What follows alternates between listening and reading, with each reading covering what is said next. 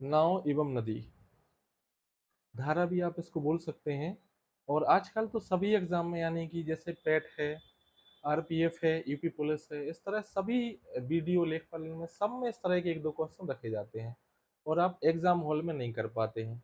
क्यों ऐसा इसलिए होता है? क्योंकि आपकी बेसिक्स यानी कि आपकी मूल समझ मजबूत नहीं हुई होती है। आप सूत्र याद करके एग्जाम हॉल में जाएंगे तो क्या कर पाएंगे? नहीं कर पाएंगे सूत्र याद करके जाएंगे तो। आज हम लोग समझेंगे बेसिक्स क्या है। यानी कि अगर आप गांव से हैं, अगर आप शहर से भी हैं, तैरना वैरना जानते हैं, तो आप एक बात जानते होंगे बहुत अच्छे से कि अगर आप नाव से जा रहे हैं या आप खुद ही कूद जाइए नदी में और नदी के साथ साथ जाइए तो आपको बहुत ज्यादा मेहनत नहीं करनी पड़ेगी। लेकिन अगर नदी के उल्टे आप आएंगे तो पसीना छोड़ देंगे भाई साहब आप, इतनी भयंकर मेहनत करनी पड़ेगी। यही कॉन्सेप्ट हमें समझना है इसमें। और बस यही पूरा कॉन्सेप्ट है नाव एवं नदी या धारा का। समझते हैं। आप अच्छे से जानते हैं एक चीज को कि हम नाव को इंग्लिश में बोट बोलते हैं। यानी कि नाव को क्या बोलेंगे आप? बोट। आप लिख लीजिए, नाव को यहाँ पे क्या बोलते हैं? बोट। और नदी को या धारा को आप बोलते हैं रिवर। यानी कि नदी को बोलते हैं आप रिवर। तो हम इसको लिख रहे हैं यहाँ पे आर। नाव को बोट तो इसके हमने लिख दिया है बी, और नदी के लिए रिवर तो लिख दिया है आर। इतनी बात आप समझ चुके होंगे। इसके आगे थोड़ा सा और एक कदम आगे बढ़ा के सोचते हैं। अगर आप नाव लिए हैं और नदी के साथ जा रहे हैं तो आपको मेहनत नहीं करनी है, वो साथ ही बहती ही जाएगी फिर तो आपकी चाल यानी कि बोट की चाल और नदी की चाल यानी कि धारा की चाल जुड़ जाएगी। ये बात आपको समझ लेना है, ये जुड़ गई। लेकिन आप अगर नदी के विपरीत यानी कि उल्टा जा रहे हैं तो पसीना छूटेगा ना, तो आपकी चाल क्या हो जाएगी? घट जाएगी। यानी कि जब आप उल्टा जाएंगे तो हो जाएगा बी माइनस आर।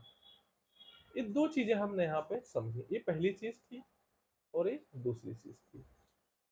यहाँ पर हम एक यहाँ पे लिख लेंगे कि नाव जो है वो धारा के साथ है, तो बी प्लस आर। लेकिन जब हमारी नाव धारा के विपरीत यानी कि उल्टा बहेगी तो बी माइनस आर। बस ये दो चीजें हमें समझना था और हमने इनको समझ लिया। अब समझते हैं हम कि क्वेश्चन को कैसे हल करेंगे। तो पहला क्वेश्चन आपको दिख रहा होगा यहाँ पे। अब उस क्वेश्चन को हम लोग हल करते हैं। क्वेश्चन है आपके पास, नाविक स्थिर जल में 8 किलोमीटर प्रति घंटा की चाल से नाव अपनी चलाता है। यानी नाविक, यानी कि यहाँ पे समझने वाली बात क्या है कि यहाँ पे बी की बात हो रही है। यानी कि बी बराबर कितना दे रहा है आपको? 8 किलोमीटर प्रति घंटा, इतना दे दिया है। अब वो कह रहा है नदी का जल प्रवाह है यानी कि आपको यहाँ पे क्या दे रहा है? नदी की चाल या धारा की चाल कितनी है? 3 किलोमीटर प्रति घंटा है। यानी कि आपको आर बराबर, नदी को आर माना था तो आर बराबर कितना दे दिया? 3 किलोमीटर प्रति घंटा हमें दे दिया है। अब आपसे पूछा गया है कि तो जल प्रवाह के अनुकूल नाविक की चाल आपको बताना है। जल प्रवाह के अनुकूल, जल प्रवाह का मतलब क्या है?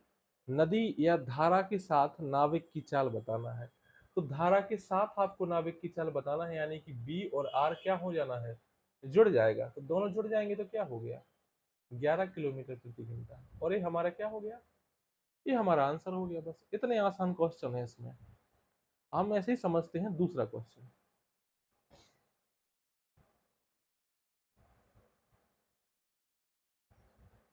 क्वेश्चन आपको दिख रहा होगा यहाँ पे, नदी का जल 2 किलोमीटर प्रति घंटे की रफ्तार से प्रवाहित हो रहा है।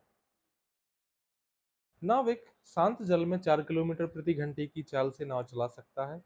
जल प्रवाह के साथ 12 किलोमीटर की दूरी में कितना समय लगेगा? यानी कि आपको दे रहा नदी का जल कितना? 2 किलोमीटर प्रति घंटा। यानी कि आपको नदी का जल यानी कि रिवर यानी कि आर बराबर कितना है? 2 किलोमीटर प्रति घंटा। बस आपको सब लिख लेना है अच्छी तरीके से। और नाविक शांत जल में 4 किलोमीटर प्रति घंटा, यानी कि नाविक की चाल दी जा रही है। नाविक यानी कि बोट, यानी कि बी। बी बराबर दिया जा रहा है आपको 4 किलोमीटर प्रति घंटा, ये आपको दिया जा रहा है। आपसे पूछा जा रहा है कि जल प्रवाह के साथ 12 किलोमीटर जाने में कितना समय लगेगा। जल प्रवाह के साथ हमें 12 किलोमीटर जाना है। तो हम सबसे पहले देखेंगे कि जल प्रवाह के साथ यानी कि धारा के साथ जो चाल है वो कितनी बन रही है। तो हमारी दोनों जुड़ जाएंगी। जल प्रवाह के साथ के लिए क्या होगा, जुड़ेगा, यानी कि 6 किलोमीटर प्रति घंटा। यानी कि हम लोग जल प्रवाह यानी कि धारा के साथ साथ बहेंगे तो 6 किलोमीटर बह जाएंगे 1 घंटे में। तो 12 किलोमीटर कितने घंटे में, तो 2 घंटे में। हमारा आंसर क्या हो जाएगा, 2 घंटे, यानी कि दो हमारा इसका आंसर।